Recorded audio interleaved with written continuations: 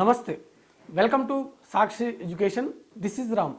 Railway ఉద్యోగాల కోసం సన్నద్ధమవుతున్నటువంటి అభ్యర్థులకు శుభవార్త. రైల్వే రిక్రూట్మెంట్ సెల్ నుంచి ఉద్యోగాల భర్తీకి సంబంధించిన ఒక నోటిఫికేషన్ అయితే విడుదలైంది.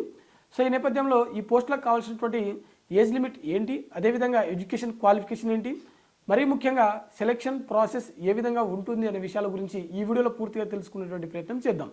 ముందుగా ఈ వీడియోని చూస్తున్నటువంటి ప్రతి ఒక్కరు కూడా ఈ వీడియోని తప్పకుండా లైక్ చేయండి. అలాగే మీరు ఇంకా సాక్షి ఎడ్యుకేషన్ని సబ్స్క్రైబ్ చేసుకోకపోతే ఇప్పుడే సబ్స్క్రైబ్ చేసుకోండి. అయితే మనకు రైల్వే రిక్రూట్మెంట్ సెల్ నుంచి విడుదలైనటువంటి ఈ నోటిఫికేషన్లో మొత్తం 61 ఖాళీలు అయితే ఉన్నాయి. అయితే ఇవన్నీ కూడా మనకు అంటే సౌత్ జోన్కి సంబంధించిన ఖాళీలు మాత్రమే. ఇందులో మనకు ఏ జోన్లో ఎన్ని ఖాళీలు ఉన్నాయనే దాని గురించి ఒకసారి చెప్పేటువంటి ప్రయత్నం చేస్తాను. ఇక్కడ మనకు Secunderabad head quarters, south central railway head quarters సికింద్రాబాద్లో మనకు 21 ఖాళీలు ఉన్నాయి.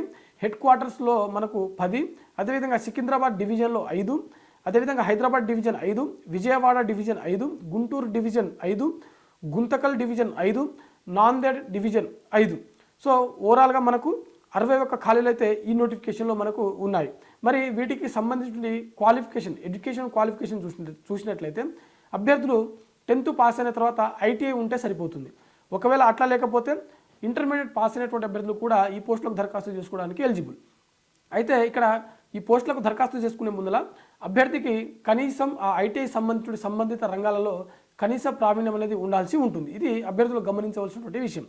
ఏజ్ లిమిట్ చూసినట్లయితే అభ్యర్థికి కనీసం 18 సంవత్సరాలు, మ్యాక్సిమం 25 సంవత్సరాల వరకు ఉన్నటువంటి అభ్యర్థులు ప్రతి ఒక్కరు కూడా ఈ పోస్టులకు దరఖాస్తు చేసుకోవడానికి ఎలిజిబుల్.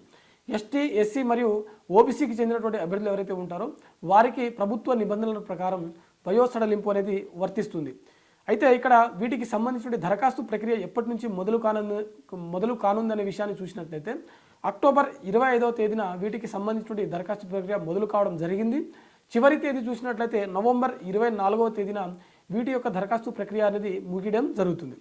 అయితే ఇక్కడ అభ్యర్థులు గమనించవలసిన విషయం ఏంటంటే వీటికి సంబంధించిన దరఖాస్తు ప్రక్రియ కేవలం ఆన్లైన్లో మాత్రమే ఉంటుంది. ఆ దరఖాస్తు ఫీజు వచ్చేసరికి మనకు ఆల్ క్యాండిడేట్స్కి కంపల్సరీగా 500 రూపాయలు చెల్లించాల్సి ఉంటుంది. అదే ఎస్టీ, ఎస్సీ మరియు ఉమెన్, అంటే ఏ కేటగిరీకి సంబంధించిన ఉమెన్ అయినా కావచ్చు, అదేవిధంగా మైనారిటీస్, అదేవిధంగా ఎకనామికల్లీ బ్యాక్వర్డ్ క్లాసెస్ ఎవరైతే ఉన్నారో వీరందరికీ కూడా 250 రూపాయలు మాత్రమే చెల్లించాల్సి ఉంటుంది. అయితే వీటి యొక్క సెలక్షన్ ప్రాసెస్ ఏ విధంగా ఉంటుంది అని చూసినట్లయితే అభ్యర్థులు దరఖాస్తు చేసుకున్న ఆధారంగా, అంటే మీరు దరఖాస్తు చేసుకుంటారు కదా, మీ యొక్క సర్టిఫికేట్ల వెరిఫికేషన్ ద్వారా మాత్రమే ఈ పోస్టుల యొక్క ఎంపిక ప్రక్రియ అనేది నిర్వహించడం జరుగుతుంది. అంటే అభ్యర్థులకు ఎలాంటి పరీక్ష అనేది నిర్వహించాలని చెప్పి ఇక్కడ అయితే మనకు మెన్షన్ చేయడం జరిగింది. ఎవరైతే దరఖాస్తు చేసుకుంటారో ఆన్లైన్ ద్వారా వారికి డాక్యుమెంట్ వెరిఫికేషన్ అనేది నిర్వహించడం జరుగుతుంది. ఈ డాక్యుమెంట్ వెరిఫికేషన్తో పాటుగా అభ్యర్థులకు సంబంధిత రంగాలలో ప్రావీణ్యం ఉందా, లేకుంటే వర్క్ వస్తుందా రాదా అనేది ఒక చిన్న టెస్ట్ అనేది పెట్టడం జరుగుతుంది, లైక్ ప్రాక్టికల్ ఎగ్జామ్ లాగా అనమాట. ఓకేనా.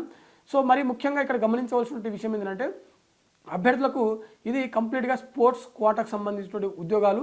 ఈ స్పోర్ట్స్ కోటాలో అంటే ఏ సంబంధిత రంగాలలో మీరు, అంటే ఫర్ ఎగ్జాంపుల్ క్రికెట్ కావచ్చు, లేకుంటే కబడ్డీ కావచ్చు, ఇతర ఏ సంబంధించిన సరే, వాలీబాల్, ఫుట్బాల్, ఏదైనా సరే మీ సంబంధితటువంటి స్పోర్ట్స్ ఏదైతే ఉంటాయో ఆ స్పోర్ట్స్ సంబంధించిన టెస్ట్ అనేది అక్కడ ఖచ్చితంగా నిర్వహించడం జరుగుతుంది. సో ఇది అభ్యర్థులు గమనించవలసినటువంటి విషయం.